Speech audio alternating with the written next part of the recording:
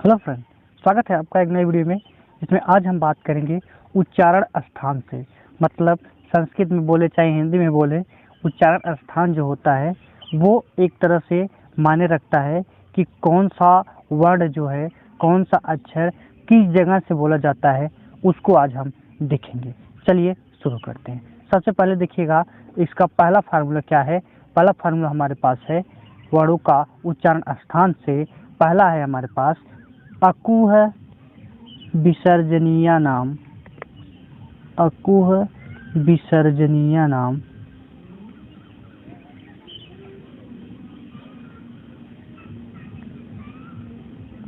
नाम कंठ।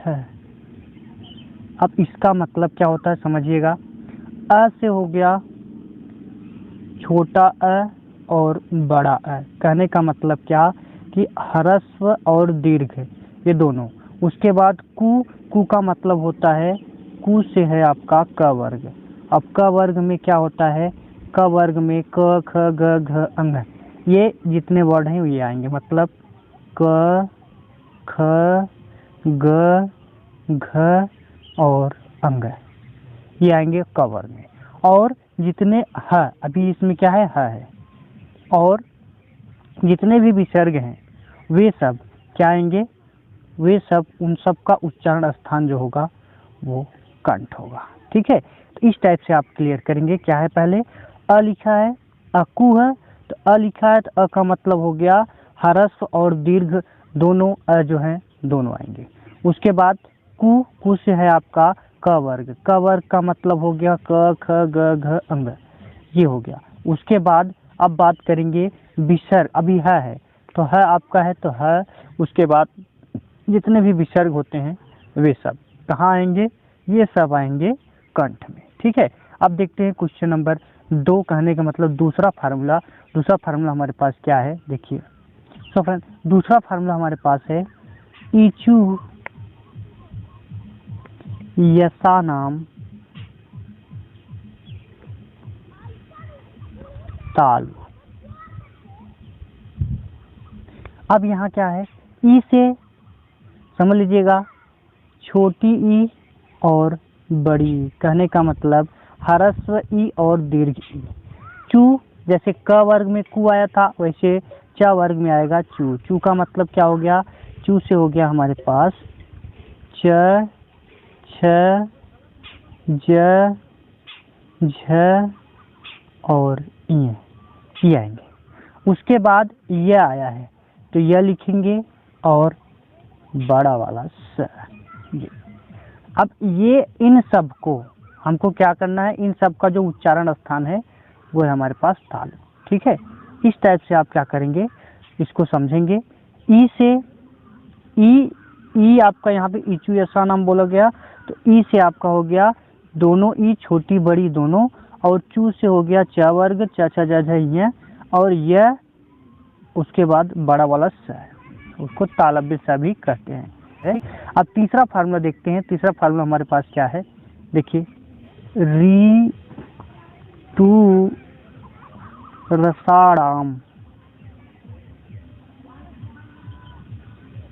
ऋतु रसाड़ाम मूर्धा। अब यहाँ से समझिए क्या होगा, री तो छोटा वाला री और बड़ा वाला री।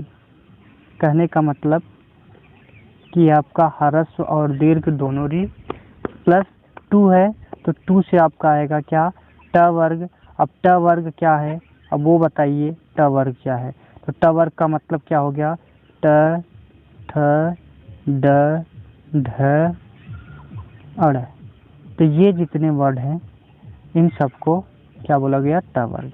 और उसके बाद आगे र है तो र भी आएगा, और सा है मतलब खटखोड़ वाला स। तो ये सब इतने सब क्या आएंगे आपके मूर्धा के अंतर्गत आएंगे। मतलब इन सब का उच्चारण स्थान जो होगा वो मूर्धा होगा। ठीक है, चलिए अब देखते हैं आपका सूत्र जो है आपका सूत्र नंबर 4। सूत्र नंबर 4 क्या है देखिए। सो फ्रेंड, अब जो हमारा चौथा फार्मूला है वो है ऋतु लसा नाम दंता। अब लृ का मतलब यहाँ समझ लीजिए लृ का जो ये लृ वर्ण हो गया, लृ वर्ण हो गया। फिर तू से तवर्ग, तवर्ग का मतलब प थ द ध न, ये हो गया। उसके बाद ल आया है और स, इन सब का जो उच्चारण स्थान है वो हमारे पास क्या है, दंत, मतलब दांत से इसका क्या होगा उच्चारण स्थान, इसका दांत है। ठीक है, चलिए अब देखते हैं एक नया सूत्र। नया सूत्र क्या है हमारे पास, पांचवा सूत्र। जो पांचवा सूत्र है वो है हमारे पास इय मंगड़ ना नाम, ये मंगड़ना नाम नासिका च, नासिका च। अब इसका मतलब समझिए क्या, ये सब ये जितने भी नंबर लिखे हैं, जितने भी वर्ण लिखे हैं, ये सब वर्ग के पांचवें अक्षर हैं, वर्ग के पांचवें अक्षर, पांचवें वर्ण लिख लीजिए। क्या है इसमें, इय हो गया, म हो गया, अंग हो गया, अड़ हो गया और न हो गया। ये सब जो है वर्ण के पांचवें अक्षर है। ये इनका उच्चारण स्थान नासिका से भी होता है और इसके पहले जो बताया गया था उससे भी होता है। कहने का मतलब जैसे आपका आया था क वर्ग में, क वर्ग में क्या आता है, अंग, तो क्या बताया गया था, अकुह विसर्जनीय नाम कंठ है, तो कंठ में भी ये अंग का उच्चारण स्थान होगा और नासिका में होगा। लेकिन जब क्वेश्चन अगर देगा तो वहाँ अगर अंग बोला तो वहाँ पे आप नासिका लगाएंगे। ठीक है, नासिका पे टिक करेंगे, अगर नासिका रहेगा तो नासिका पे टिक करना है, नहीं तो आपको क्या कहोगे, अगर कंठ दिया होगा कंठ पे टिक करेंगे। ठीक है, इस टाइप से आप क्या करेंगे, क्वेश्चन को सॉल्व करेंगे। उपु पद्मानिया नाम ओष्ठो, इसमें क्या है, उ और बड़ा उ दोनों आएगा। पु का मतलब हो गया छोटा उ रहेगा यहाँ पे, प वर्ग और प वर्ग में प फ ब भ आएगा। और ये उपदमानीय नाम जो है, उपदमानीय जो है उसमें जैसे प है, प के बगल में कोई विसर्ग आ जा रहा है तो उसका जो उच्चारण स्थान होगा वो ओष्ठ होगा, और जो फ होगा, फ के बगल में कोई आपका विसर्ग आ जा रहा है वहाँ पे उसका क्या होगा, उच्चारण स्थान ओष्ठ होगा। चलिए अब देखते हैं नेक्स्ट क्या है। तो फ्रेंड हमारा सातवां जो आपका फार्मूला है वो है ए दैतो हो कंठ तालु। कहने का मतलब ए और अगर ए आ जाए और ऐ आ जाए, इन दोनों का जो वर्ण स्थान उच्चारण स्थान है वो क्या है, कंठ तालु।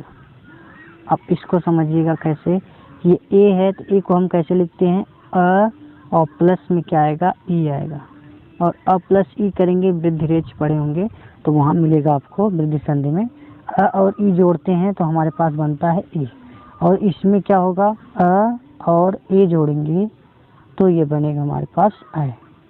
ठीक है, ये दोनों जो वर्ण हैं यहाँ पे ए दैतो हो है, जैसे आप लोग पढ़ते हैं रामस्य रामे और रामाराम, उसी प्रकार से ये देखिएगा हे दैतो हो का मतलब हो गया रामस्य रामयो, यो का मतलब केवल दो, ताओ हो आ रहा है तो दो आ रहा है, तो दो कौन कौन है, ए और ऐ, ये दोनों लोग क्या होंगे, कंठ और तालु के अंतर्गत आएंगे, मतलब कंठ तालु से इनका उच्चारण स्थान कंठ तालु होगा। ठीक है, चलिए आज के लिए बस इतना ही, मिलेंगे अब नए वीडियो में, तब तक के लिए जय हिंद।